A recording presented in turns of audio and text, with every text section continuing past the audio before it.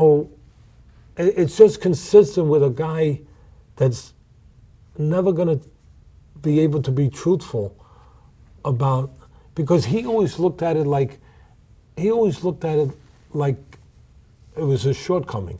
Like in his world, it would be a shortcoming. Well, guess what? You proved that you had a shortcoming by what you did. So no matter what he says, you know that old saying, the horse is out of the barn?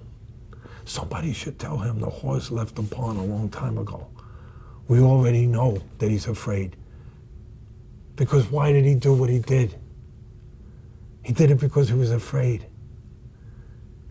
He was afraid of facing what was coming. I mean, somebody should remind him and say, hey, Sam, listen, I know you don't like to listen too good, but pal, you've been exposed already.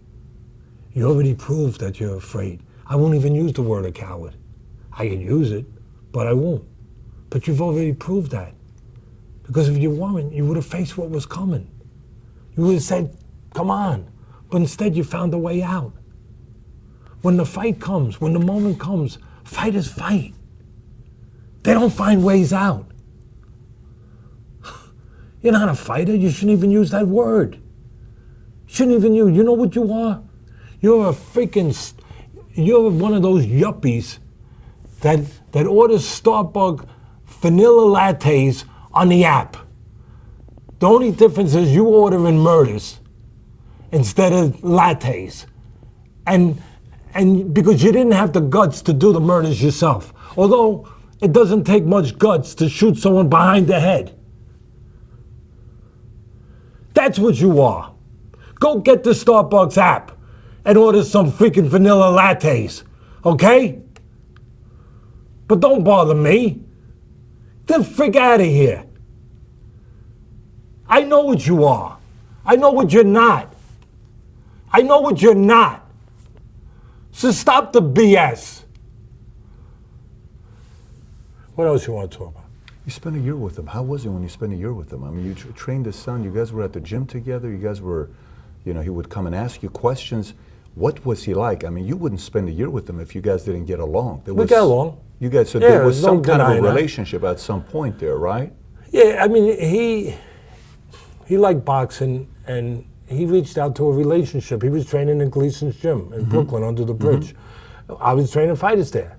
And he reached out to me because, he was training with Edwin Violette, who was a real fighter, who was a guy who fought Duran. And 15 rounds he went with. Duran, yeah, he was a real fighter. But also he's a guy who, he didn't make money in boxing, real money, and he needed a way to make money, so he would let Sammy pay him to let him hit him and not hit him back. Is that going in and, if I wasn't afraid, I wouldn't get in the, is that really getting in the ring? Is it? Oh, gee, really? I know a lot of people that do it that way. There'd be a line out the door. You could do it with a guarantee the guy won't hit you. Oh, wow. That's like saying, I'll go in the cage with a lion, but make sure the lion's got no teeth and no claws.